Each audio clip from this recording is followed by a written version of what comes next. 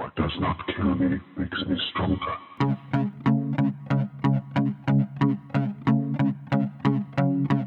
You have discovered the Becoming Übermensch podcast.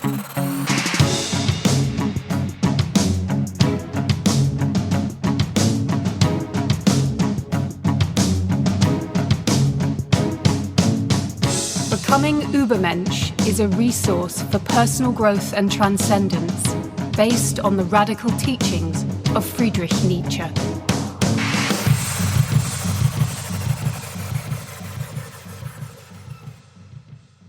The Irish poet William Butler Yeats is said to have claimed, quote, "Life is a long preparation for something that never happens," unquote. And it's true. We seem to live for tomorrow. Final happiness always seems to reside in the future, a tantalizing paradise we perpetually strive towards, but perhaps never truly reach.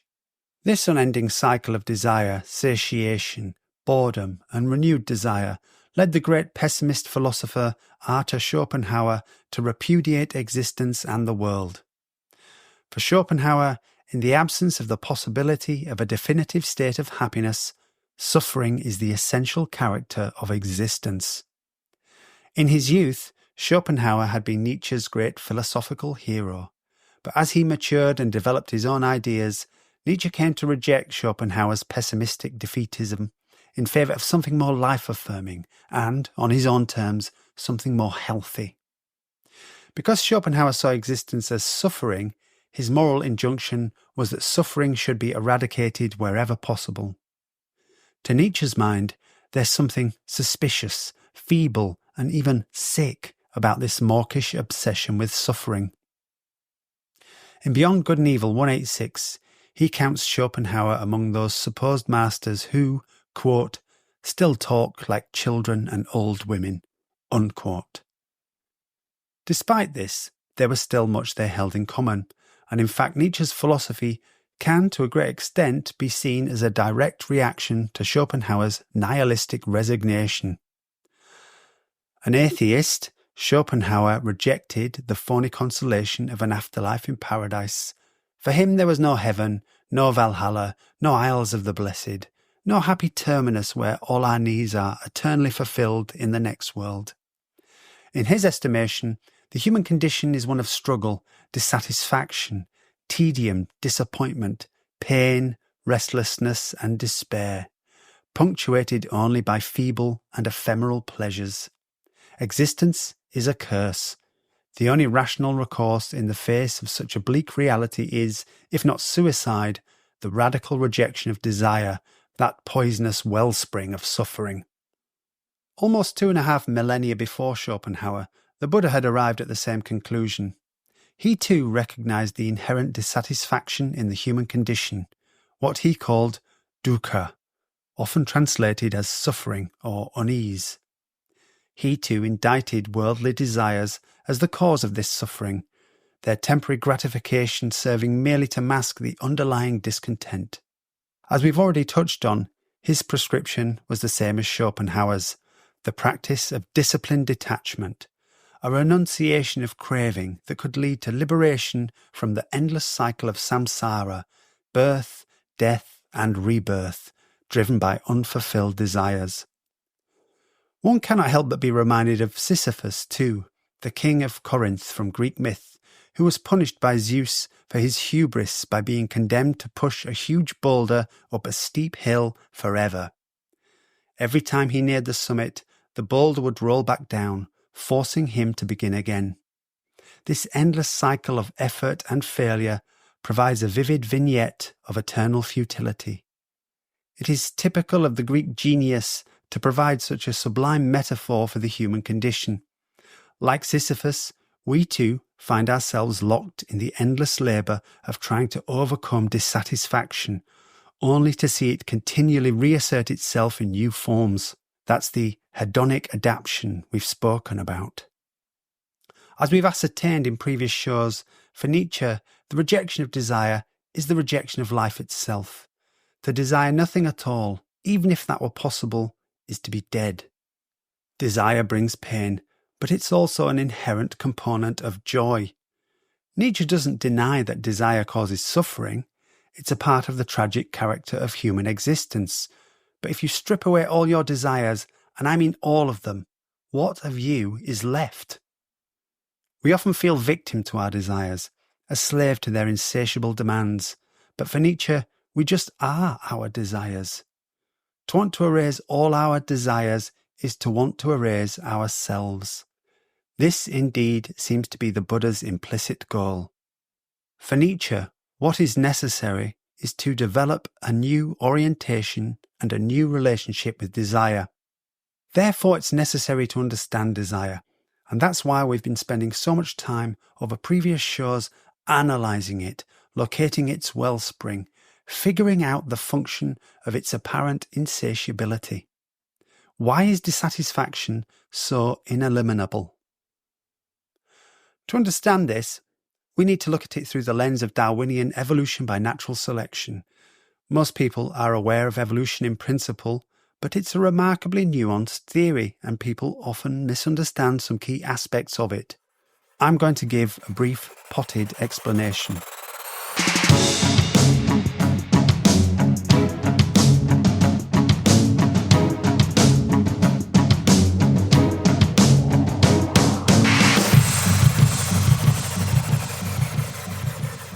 Evolution by natural selection is a fundamental concept in biology that explains how species change over time, adapting to their environment and leading to the diversity of life we see today.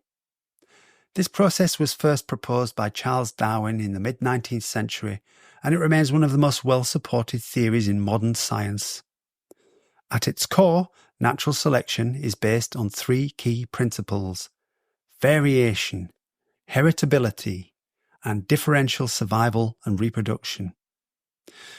Within any population of a species, individuals show variation in their traits due to genetic diversity arising from, to cite a couple of key examples, mutations caused by imperfections in DNA copying during reproduction, or novel recombinations of genes from two parents. This genetic variation means that, in any generation, offspring can exhibit chance differences in traits. Some of these variations can be passed down through reproduction, representing the concept of heritability. Now, in each generation, individuals compete for limited resources such as food, shelter, or mates. Not all individuals will survive and reproduce. There will be a struggle for existence. The chance variations in traits influence an individual's ability to survive and reproduce in a given environment. Those with advantageous traits are more likely to pass them on, increasing the prevalence of those traits in the next generation. Over time, as more generations are produced, the frequency of advantageous traits in the population increases, whilst less favourable traits become rarer or may even disappear. This process, sometimes called survival of the fittest, refers to reproductive success rather than just survival or physical strength. Natural selection leads to the adaptation of populations over time, optimizing their survival and reproductive success within their environment. So if that seemed a bit complicated, let me try and illustrate with a simple example. Imagine a species of trees in a forest where leaf-eating monkeys strip trees of their leaves, often killing them before they mature and spread their seeds. However, one day, due to a genetic variation from a chance mutation, one tree produces slightly more bitter-tasting leaves. The monkeys avoid it, which allows it to mature and spread its seeds. Some of its offspring inherit this unpalatable bitterness and are also left alone by the greedy monkeys, enabling them to thrive, reproduce and spread. Gradually, over generations, the sweeter trees are selected out of existence by the attention of the monkeys, while the bitter trees survive and reproduce. The sweeter the leaves of the tree, the more likely it is to be eliminated from the race for life. The more bitter it is, the more likely it is to survive and proliferate its genes. As bitter trees outperform sweeter ones reproductively, the species as a whole becomes progressively more bitter, perhaps even evolving to be toxic. Well, This would be the case if it weren't for the fact that the monkeys are evolving too. In a world of increasingly bitter trees, any monkey with a genetic variation allowing it to tolerate bitterness will have a competitive advantage, being able to eat what others cannot. These tolerant monkeys are more likely to survive and reproduce, passing on their genes. And this is why evolution is often described as an arms race. Natural selection is not a conscious or directed process, but the result of environmental pressures interacting with genetic variation within a population. It operates on a wide range of timescales, from relatively rapid changes in response to strong selective pressures to slow transformations over thousands or millions of years, and it produces changes not just in physiology, but in behaviour too. Indeed, for Nietzsche, behaviour is grounded in physiology. He calls this theory physiopsychology. Evolution by natural selection is the cornerstone of modern biology, explaining the diversity and complexity of life on Earth and providing a powerful framework for understanding how organisms develop and continue to change over time. This is a necessarily oversimplified explanation, and evolution is something that will be of concern to us, so we will discuss it again. Famously, Nietzsche is supposed to have never read Darwin, though the Darwinian revolution was in full effect during his lifetime. But Nietzsche was an evolutionist, developing his own unique conception of the process of evolution by natural selection, very much aligned with Darwinism, actually. Let's return to our discussion of dissatisfaction and what seems to be its inescapability. Despite its apparent futility, there seems to be a deeper evolutionary logic accounting for this psychological disposition. The insatiability of a desire and the impetus it gave towards striving behaviours likely conferred some survival advantage in past generations of species. A satisfied and contented human might have lacked the get up and go to seek out more resources, improve their environment, or compete effectively for mates. Those that had a variation that meant they were not so easily satisfied, on the other hand, might have found that their ambition gave them a competitive edge in the race for survival and reproduction. The dissatisfied, then, would be more likely to reproduce and pass on their genes, bequeathing their trait of general dissatisfaction to the next generation, who also then tend towards dissatisfaction. Dissatisfaction, then, could be a naturally selected psychological trait in our species. Moreover, when choosing mates, individuals drawn to dissatisfied strivers, those who continually sought to improve their conditions, may have benefited from better providers for their offspring. These ambitious types might not only have improved the chances of survival for their families, but provided an advantageous role model for their children too. By modelling ambitious behaviour as well as passing on their genetic predisposition for striving, they could enhance their offspring's own potential for survival and flourishing. Thus, in addition to the evolutionary edge of dissatisfaction and desire for more, sexual attraction to ambitious types would be a naturally selected trait too, further reinforcing the species trait of general dissatisfaction.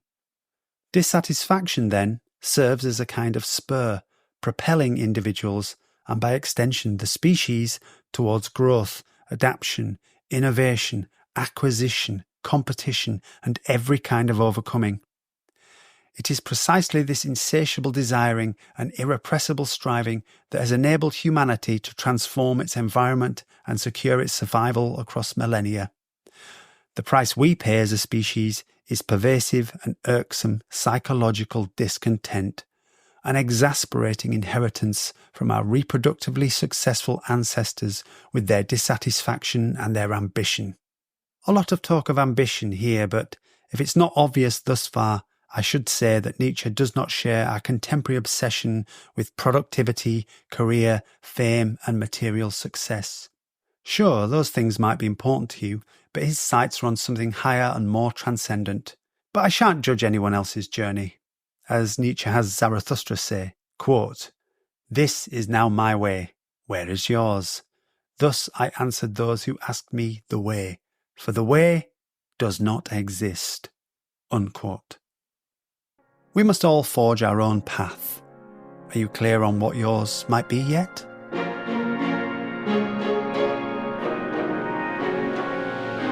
The Becoming Übermensch project is a new and tender green shoot striving towards the light.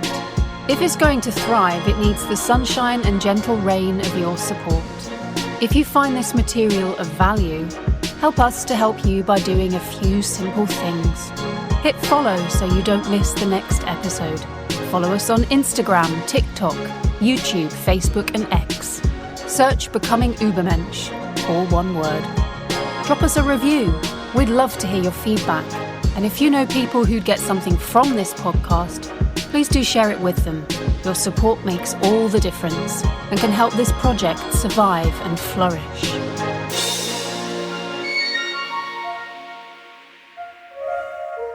Last time we conducted a vivisection.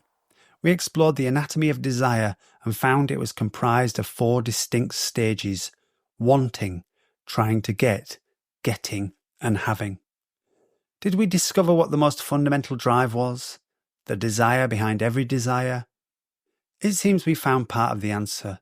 The most fundamental drive seems to be related to the desire for that delicious yet fleeting feeling of getting what we want at the exact moment that we get it. The feeling experience of desire transforming into fulfilment. It's the win, the victory, it is success. And the more unlikely the achievement, the more seemingly unattainable the goal, the greater the resistance that must be overcome, the sweeter the pleasure. This is common to every desire we have of any kind soever, even the negative ones, as when the anxious desire to avoid danger transforms into the feeling of comfortable safety. It's not so much a state, then, as a dynamic transition between 2 different states, the state of wanting becoming the state of getting. Happiness, on these terms, is not a resting place we arrive at, it's an event. Whatever we want to get, what we really want is the moment of getting itself. The feeling of getting what we want right when we get it. Let's call this dynamic event wanting, becoming, getting. Let's consider an example. Say you want to make lots of money, because money is useful stuff, right? It buys food, shelter, all manner of treats and luxuries. It buys pleasure, and having it grants the anticipation of pleasure. But you also experience pleasure from making money, because getting what you want itself, against all resistance, just feels good. This is the pleasure of wanting, becoming, getting. It explains why billionaires who have more money than they could ever need or spend still seem to be driven to obtain more, when doing so has no practical motivation that can justify it. I actually know someone with several million in the bank who will get excited about a card game for loose change. The winning is still valuable and desirable, even if the stakes are paltry. This also explains why getting everything one wants doesn't generally lead to lasting happiness. Consider the baffling conundrum of millionaire depressives. They exist. Or what about those wastrel children of the super rich? Because they can have whatever they desire, they so often end up miserable or self-destructive, alcoholics and drug addicts. There's nothing to struggle or strive for, and we all need just the right amount of struggle and strife to fuel the dynamic cycle of wanting, becoming, getting. Nietzsche writes in Human All Too Human, 471, quote, "A happy era is completely impossible because men want only to desire it, but not to have it. And every individual, if he has good days, learns virtually to pray for unrest and misery. The destiny of men is designed for happy moments. Every life has those, but not for happy eras." Unquote. In Daybreak 262 he writes, quote, "You may give men everything possible, health, food, shelter, enjoyment, but they are and remain unhappy and capricious." Unquote. On these terms, fulfillment is actually premised on desire, a desire for something good in the future, a destination falsely promising final happiness that we can work towards. Fulfillment is found in moving forward in the realization of our desires, and if things go well, it will involve experiencing regular experiences of wanting, becoming, getting, the pleasure of which can only ever be temporary before a new desire must be identified and pursued. Such is the cast-iron law of hedonic adaptation.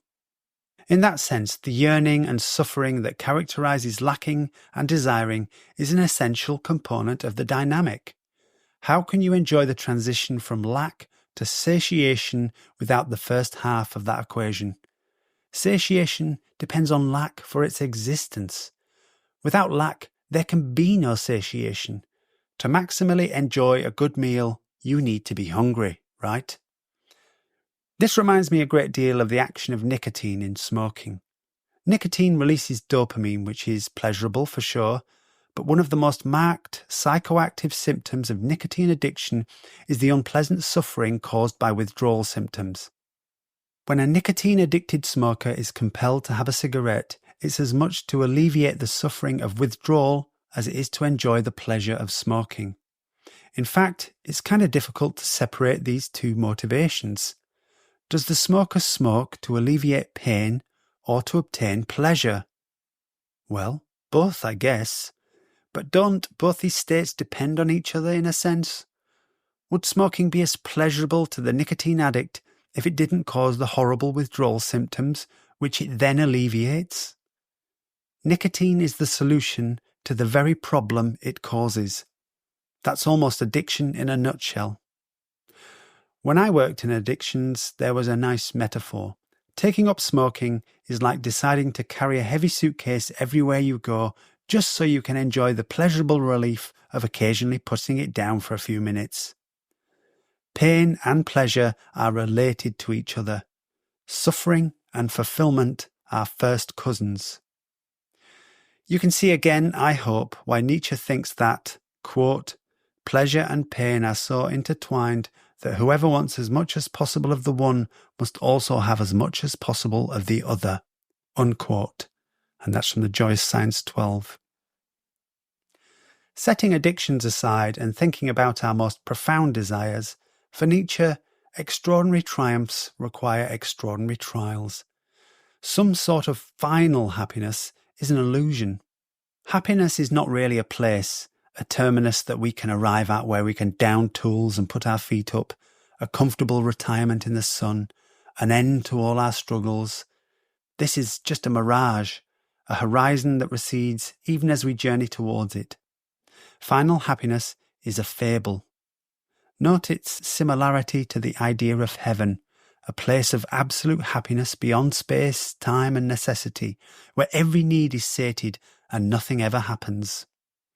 More than one commentator has observed that such a heaven sounds like a very boring place.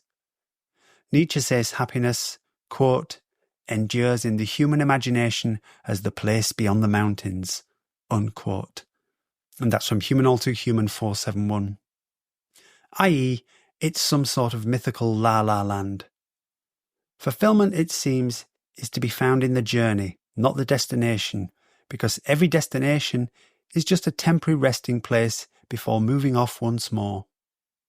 If you reject religious supernaturalisms, our only certain destination seems to be the grave, oblivion, the annihilation that the Buddha craved, what we might call the Buddhistic place beyond the mountains.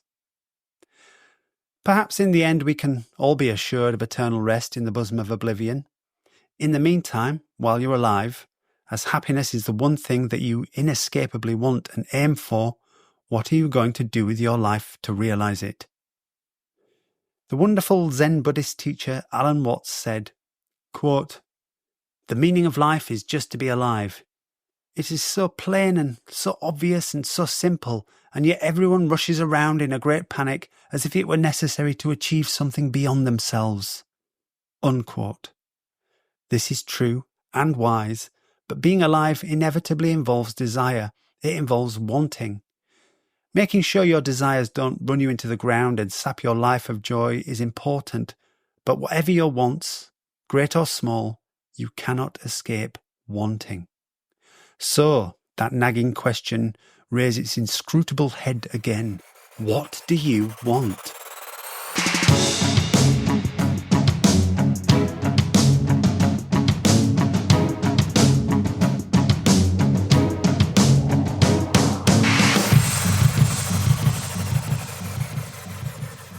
Okay, so we know that we want things and the dynamic experience of getting the things we want feels good, at least for a while. But this doesn't explain why we want what we want, its value, or why it feels so good to get what we want. What is the meaning of this wanting, becoming, getting experience that seems to govern all our behaviour? By what standard do you judge a thing as good, as worth pursuing? You do it through evaluating, and your judgment good is experienced in your feelings of desire for that thing, or more specifically, in your yearning for the pleasure that obtaining it promises. As Nietzsche puts it in his notes, quote, "Valuations lie in all functions of the organic being. Every drive is the drive towards something good seen from some standpoint." Unquote. What standpoint?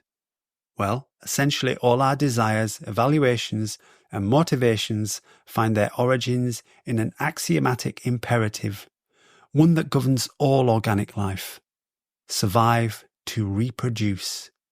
In Nietzsche's naturalistic account, anything it is even possible for our species to desire must be, or must have been, constitutive towards this end, or at the very least must not have been contrary to that end. Why? Because if you discount all supernatural explanations for the existence of humans, the development of the human species from the simplest primordial life forms over billions of years is the history of characteristics slowly accumulating through a process of natural selection. Any variation in an organism that confers a benefit which increases the chances of survival for reproduction is, by definition, likely to be passed on to offspring, and may then have a chance of proliferating through that species. Over stretches of time so vast that the human mind cannot possibly grasp them, the assimilation of beneficial variations gradually alters the morphology of a species so profoundly, so astoundingly, that an aquatic single-celled organism can be ancestor to an African elephant. This fact of evolution by natural selection, of the accumulation of characteristics that enhanced survival for reproduction, means that, since the dawn of life itself, every characteristic of every living species exists or has existed only because it has made some contribution to that great genetic succession, or, at the very least, has not been detrimental to it. If this is true, then everything about humans as a species must have come into existence because it serves survival for reproduction, or is, at worst, neutral to that end. This includes not just the facts of our anatomy, but all our behaviour too. It should be noted also that this imperative is solely directed towards the survival and reproduction of genes, not species and not individuals, or at least the survival of the individual or the species is important only as a means to the survival of their genes. As Richard Dawkins puts it in his book, The Selfish Gene, from the perspective of evolution by natural selection, we are mere vehicles for our genes. I reiterate, this survival for reproduction imperative applies not just to anatomy, but to all physiological and psychological characteristics too. So not only does every part of your physical body exist only to serve this function, everything you are or are capable of does too. This includes all your thoughts, feelings, opinions, beliefs, and, yes, all your desires. Everything you desire, and through that feeling evaluate as good, you want only because it contributes to genetic survival for reproduction. This assertion is likely to be scoffed at. There are human preoccupations that don't seem to have any apparent value for survival for reproduction. Think of playing or listening to music, composing poetry, chewing gum, visiting art galleries, watching TV, collecting stamps, playing Call of Duty until 3 a.m, going to church, astronomy, gossip, gambling, keeping cacti, scratching your butt, shooting up heroin, same-sex sex, masturbation, vasectomies, suicide, or dying in battle for your country. But be assured, dear listener, all these activities can be absolutely accounted for as part of this survival for reproduction function, as will be demonstrated in future shows. For the time being, I ask you to trust me on this, but here's a hint. Instinct, which consciously and unconsciously underpins all human activity, is not teleological, not purposive. It functions as if it had a goal, but it has no goals. This means that instinct acts even when its action is not fulfilling its evolved function. And where there is a disconnect, a misfire, this is explained by the fact that the instinct is not operating in the environmental conditions within which it evolved. Instinct is explained not by its goals, but by its causes in the past, which give a complete account of how it evolved.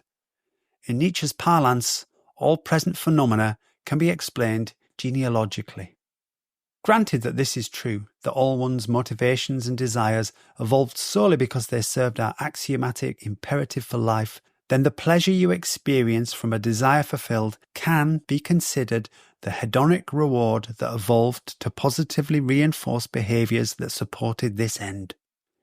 Once this hedonic reward system emerged, encouraging behaviours that genuinely promoted genetic survival for reproduction, its proliferation within a species was inevitable. I guess it must have been the case that in the past there have been individuals whose tentatively emerging hedonic reward systems were triggered by behaviours that didn't actually promote survival for reproduction, or worse, rewarded behaviours that were contrary to that end. And it's easy to see how their genes would fail to proliferate.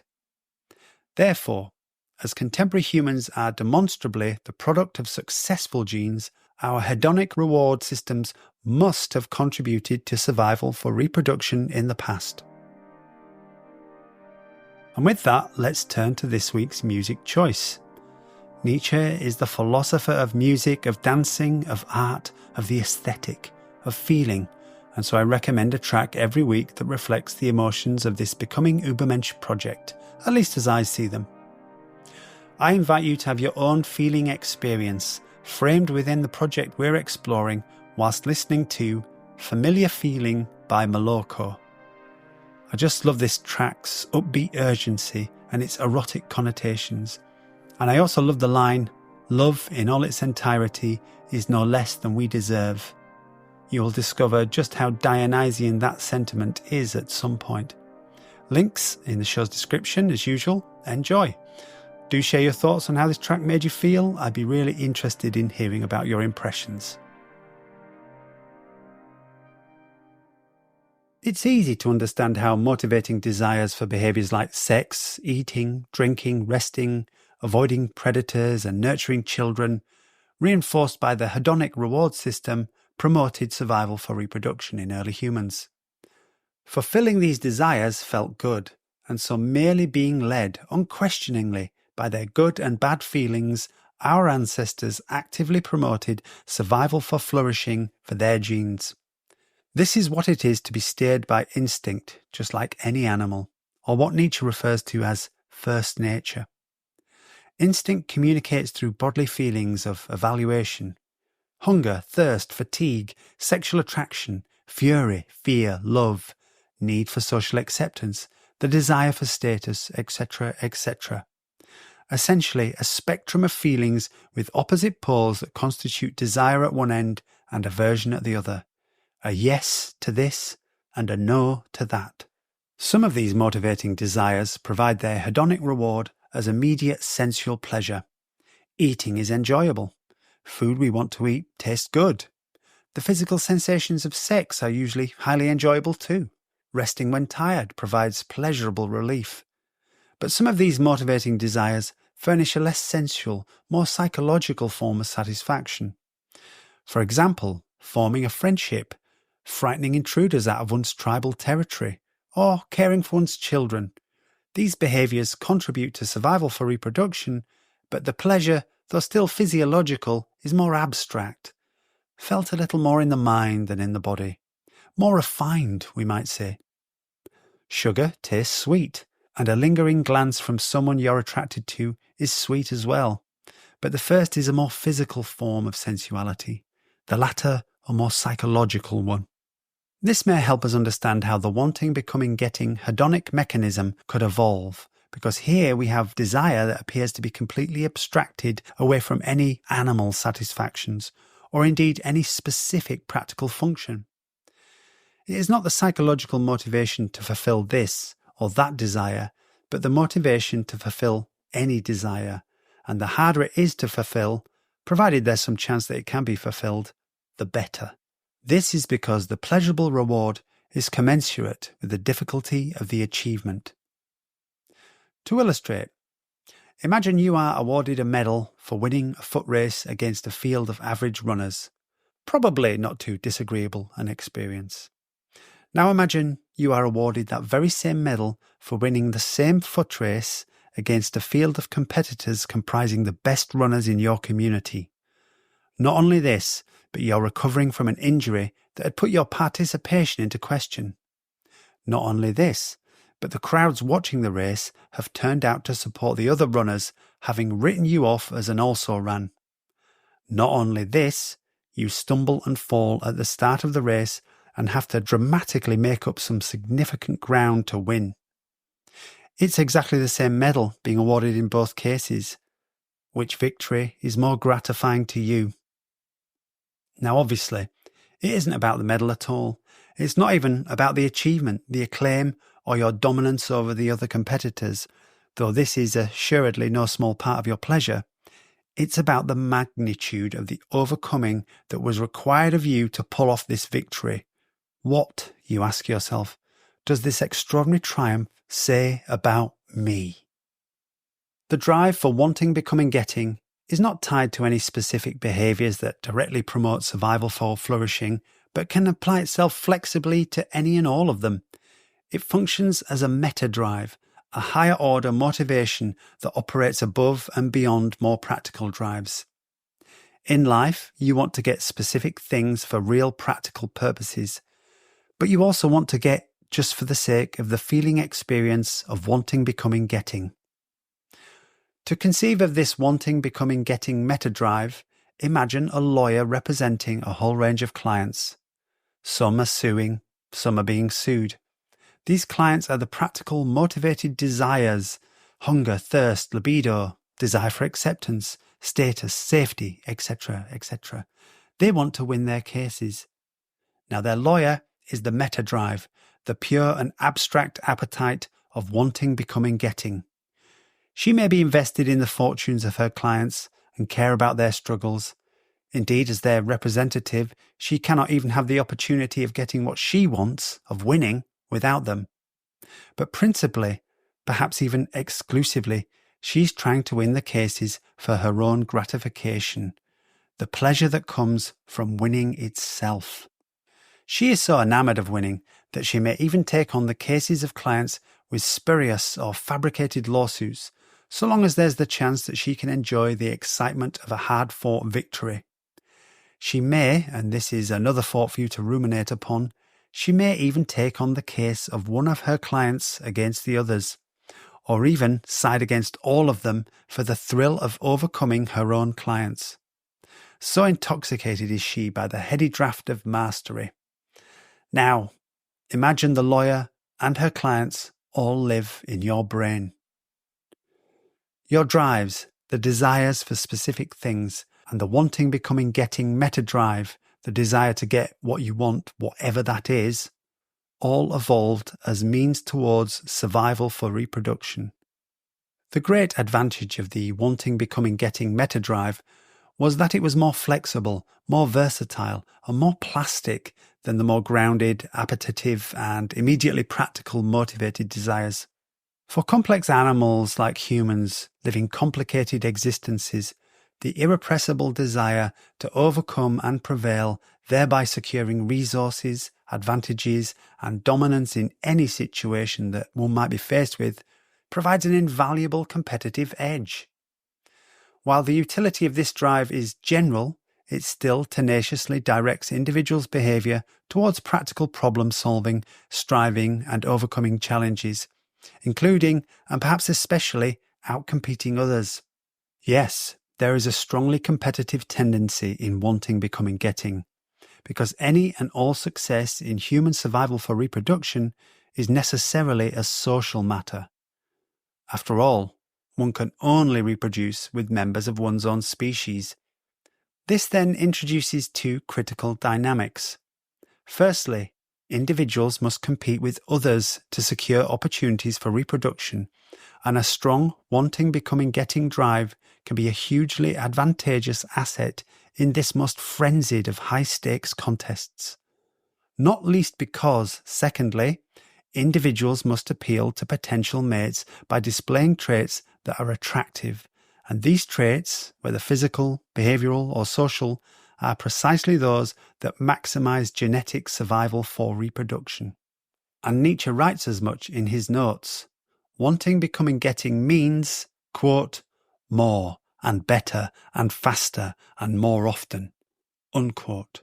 Just like all our other desires, hunger, libido and the rest, this meta-drive evolved because it contributed to survival for reproduction. But it's never been purposive to that end.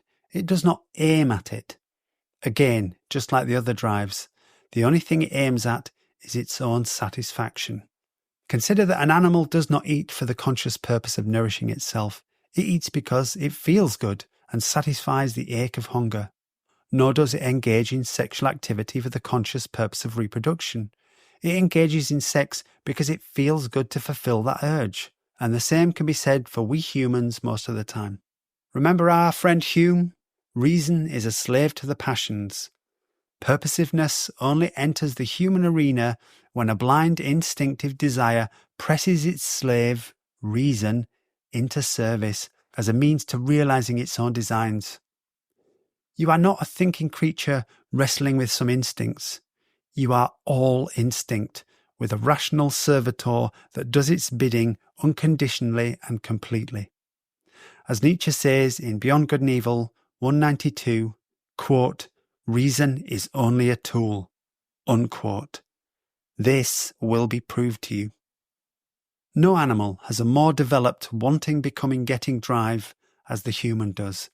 Though it still functions to maximise survival for reproduction, however blindly, it often seems to have broken its bounds. One implication is that, just like our other drives, wanting, becoming, getting can, in some cases, work contrary to the explicit end of survival for reproduction, setting its own satisfaction, that's all it cares about, over and above that which would best contribute to the axiomatic imperative for life. Instead, this compulsion longs only to win, to prevail, to feel the joy of triumph no matter what the cost. Okay, you may be finding that there's a lot of information coming at you here, so let's briefly summarise. 1. To be alive is to want things, which is a state of suffering. 2. We determine what we want through evaluation. 3. We evaluate the things we want based on their value for survival for reproduction. 4. We strive for the things we want to try and alleviate our suffering and experience the pleasure of obtaining what we want. 5. The moment of wanting turning into getting is the most intense experience of pleasure, an abstracted, versatile meta-drive that provides an edge for life. 6. The harder it is to get, the more resistance we must overcome, the more pleasure we experience. 7. But this pleasure is temporary and it tends to fade, meaning that we must find new desires to pursue. So let's concretise that with an example. 1. You want a romantic partner and you suffer from this lack, loneliness and frustration. 2. You evaluate potential candidates by how attractive they are. 3. This evaluation is really an instinctive assessment of their reproductive viability. But this is, I hasten to add, not purposive, remember? You are not necessarily attracted to somebody beautiful because you consciously want to reproduce with them, but rather the reason you find them beautiful is that they exhibit traits that, across innumerable generations, have tended to signal reproductive fitness. That's what beauty is. 4. You attempt to court your chosen candidate, pining for them, obsessing perhaps. 5. They respond and you get together. You not only enjoy the pleasure of being with them, but the intoxication of having succeeded of having been chosen, of getting exactly what you wanted, of wanting, becoming, getting. 6. It happens that there had been others avidly pursuing your candidate too, some who were high status, making them real competition, potentially making your success less likely, and this too sweetens your triumph even further. 7. A few years on and you have grown bored and jaded by your partner, and so your eye begins wandering. A crude example perhaps, but I hope you get the picture. You may have already divined where this talk of an inalienable drive for wanting, becoming, getting is heading. What is it to want? Is it not to will something? What is it to get? Is it not to possess, to be able to bestow, to impose your preferences, to reshape part of the world in your own image? Is it not to exert influence, seize resources, annex territory, assert dominance, sweep aside opposition, take control? Is it not to feel oneself superior, to feel oneself a cause that cannot be denied, to revel in one's own freedom, agency, and mastery? In essence, wanting is willing, and getting is the lived experience of one's power manifesting itself and creating desirable effects in the world. The greater the resistance one must overcome to achieve what is willed, the greater the surge of power felt in the act of getting. The wanting, becoming, getting drive is, of course, inevitably, unmistakably, Nietzsche's will to power.